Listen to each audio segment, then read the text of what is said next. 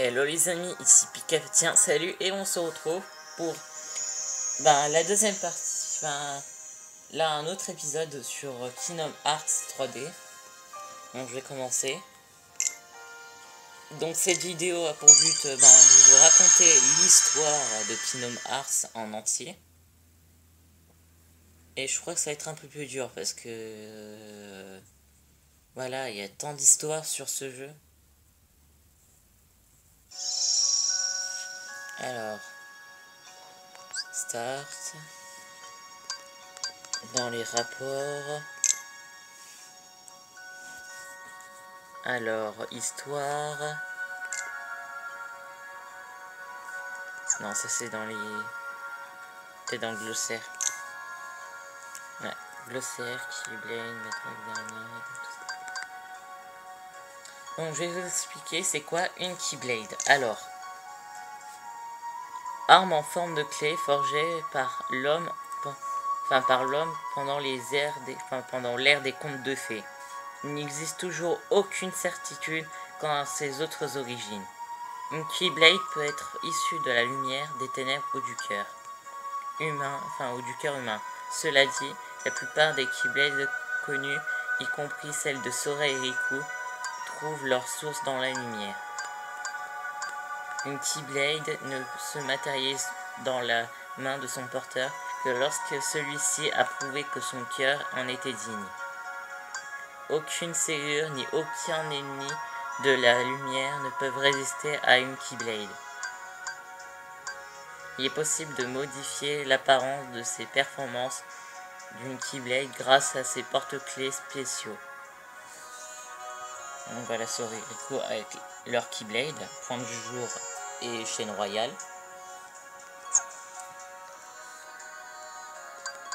Alors, déjà il y a 3 espèces dans ce jeu. Les humains, les sans cœur. Incarnation des ténèbres en nos cœurs. Et donc les ténèbres qui obscurcissent le monde depuis son origine. Bien qu'ils naissent dans les cœurs, eux n'en ont pas, d'où leur nom, sans cœur. Ils vivent en se multipliant, en dérobant les cœurs d'autrui et sont sans loi ni maître. Les plus chaotiques sont les matrices, les purs sang, des êtres apparaissent spontanément. Les emblèmes, quant à eux, sont créés artificiellement par l'Ansem de Xernoth, mais se comportent comme leurs homologues.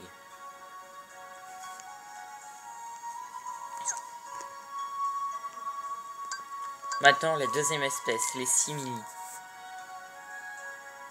Si un être vaillant perd son cœur, ou s'il lui est dérobé, son corps et son âme peuvent subsister sous la forme d'un simili. Les simili n'ont pas de cœur, mais conservent leur souvenir d'être humain, dans lequel ils puisent leurs émotions.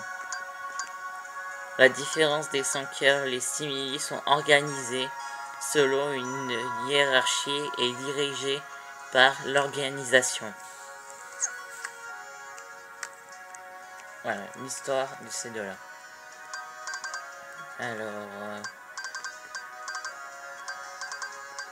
je vais vous parler maintenant de 3 histoires.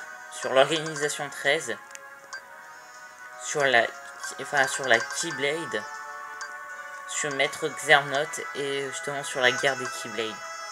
Bien sûr, Maître de la Keyblade. Alors, commençons par l'organisation 13. Les plus vaillants peuvent devenir des simili et conserver leur forme humaine, même après avoir perdu leur cœur.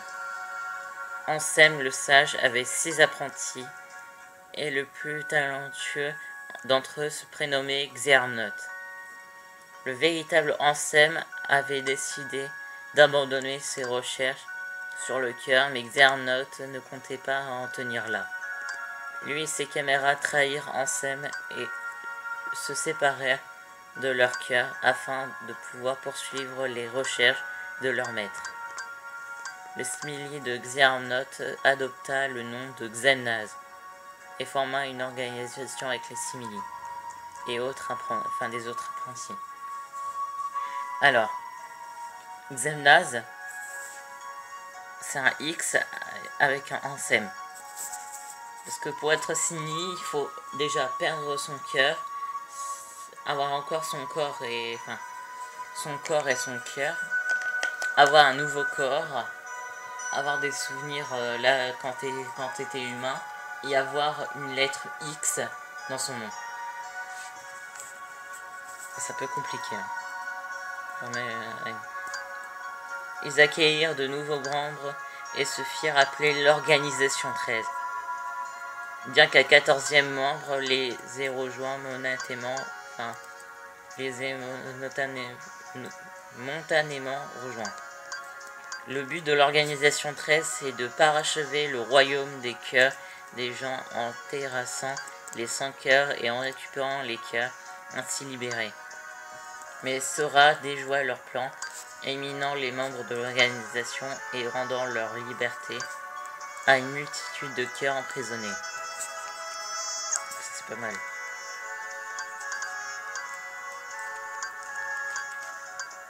Alors, les 7 princesses. Non, ça c'est pour plus tard. Non, c'est pour plus tard. La guerre des Keyblade. Guerre mémorable dont parlent encore les contes de fées. À l'origine du conflit Kingdom Hearts, la source de toutes les lumières.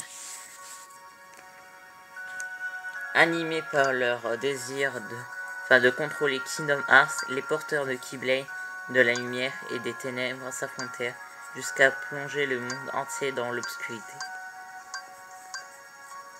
La légende raconte que les mondes actuels sont substitués en puisant la lumière qui habite le cœur des enfants.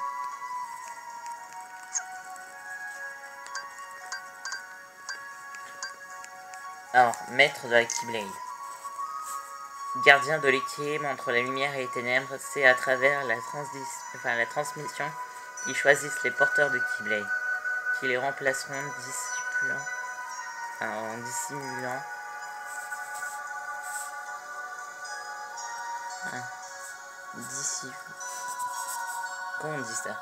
disciplinant leur corps et aguerrissent leur cœur pour qu'ils deviennent un jour maîtres de la Keyblade.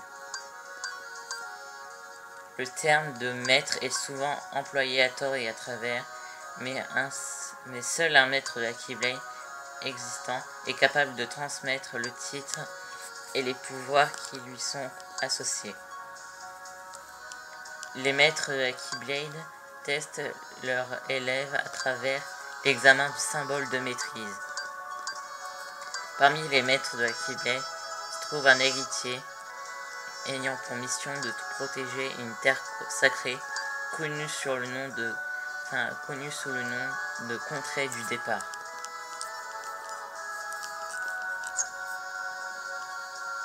Voilà, contrée du départ.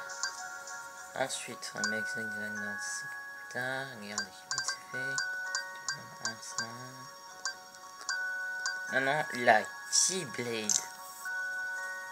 Si Kingdom Hearts est une série, alors cette épée datant de l'ère des contes de fées en était la clé. Il est probable que si la Keyblade n'avait pas existé, la guerre des Keyblade n'aurait jamais éclaté. Après tout, ce qu'on ne peut trouver ni déverrouiller ne peuvent être possédés. Cette épée a de toute évidence inspiré les Keyblade maniés par les humains. Le symbole X, qui se prononce Ki, Kahashi, représente le croisement parfait de la lumière et des ténèbres. La Keyblade peut être forgée quand les deux pôles se rencontrent, donc la lumière et les ténèbres. Je pense que le symbole X a également inspiré le sceau du dissident. Donc le sceau du dissident, c'est là le pouvoir de Xernote qui permet là de mettre la lettre X dans chacun des noms. Dont le nom du dissident. Voilà, je vous ai spoilé une histoire, comme ça me fait plus de temps. Enfin, moins de temps. Et c'est génial. Maître Xernote. Il est sans aucun doute le plus puissant maître de la Keyblade de l'histoire. Et croit en un monde où la lumière et les ténèbres seraient sur un pied d'égalité.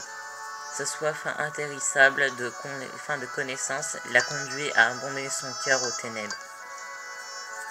Et a tenté de déclencher une nouvelle guerre des Keyblade, mais son plan a été déjoué par 3 jeunes porteurs de Keyblade. Et son corps anéanti, mais les maîtres de Keyblade ont le pouvoir d'extraire les cœurs, de les transférer vers d'autres réceptacles, pouvoir que Maître Xernote a employé pour s'opposer à Sora sous de nombreuses identités. Voilà, maintenant, Kingdom Hearts et cette princesse. Bon, allez, cette princesse. Parce qu'il ne reste que de histoires. Ah non, j'ai choisi celui du Disney. Keyblade et cette princesse. Alors, autre nom des princesses de cœur. Les seuls êtres au monde au cœur de lumière pure. Bien que n'étant pas forcément de sang royal, on appelle ces jeunes filles princesses. Car celui qui rassemblera régnera sur tous les mondes.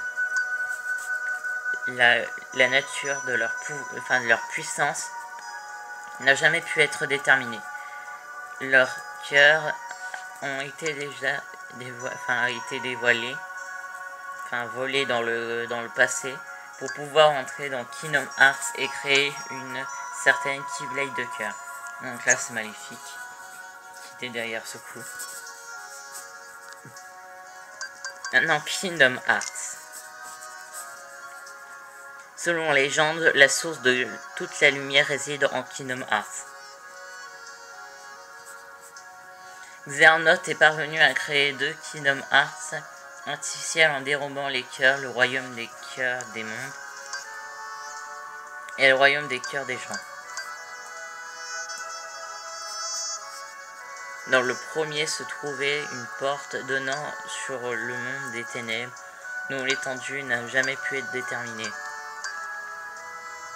Quant au deuxième, on raconte qu'il était capable de rétablir une personne en ayant perdu son cœur. Et bien c'est parti pour la dernière histoire qui est en fait cœur lié à Sora. Lorsque Sora naquit, son cœur fut lié à celui d'un garçon nommé Ventus, qui est en fait un des 3 jeunes porteurs de Keyblade là qui a combattu et empêché d'une deuxième guerre des Keyblade. Ventus, dont le cœur avait été brisé. Sora le sauva en lui offrant une partie du sien. C'est un peu bizarre mais bon. Quelques années plus tard, 3 jeunes porteurs de Keyblade, Terra, Aqua et Ventus, décidèrent d'affronter Maître Xernote. Au cours de leur périple, Aqua et Terra firent la connaissance de Sora et de son meilleur ami Riku. Sora promit à Aqua de guider Riku dans le droit chemin, tandis que Riku et Terra firent eux aussi une promesse secrète. Peu de temps après, Terra devient un des réceptacles de Maître Xernote, et Aqua disparut dans le royaume des ténèbres. Quant à Ventus, il brisa son propre cœur en tenant à protéger ses amis et retourna dans le cœur de Sora, où il sommeille encore à ce jour. Quelques années plus tard, Sora dissimula sans le savoir le cœur de son ami Kairi dans le sien, afin de protéger quand Sora devint sans cœur et aida sans le vouloir Kairi à devenir un simili, Naminé, et par la même occasion créa son propre simili, Roxas. Bon, Roxas c'est Sora avec un X. parce qu'il a utilisé le nom du dissident. Naminé, c'est une personne qui a été créée exprès pour Karash. Un autre être naquit, une réplique nommée Xion, créée à partir des souvenirs de Sora. Avait de Kairi, la Sora avait de Kairi, Xion avait le pouvoir de copier Roxas. Xion et Naminé finirent par comprendre à qui ils appartenaient. Naminé retourna dans le cœur de Kairi, et Xion et Roxane dans celui de Sora. De nombreux cœurs ont touché celui de Sora, et leurs liens subsistent, mais leur histoire s'achevèrent dans la tristesse.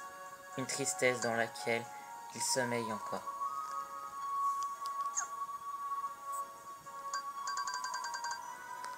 Voilà. Alors...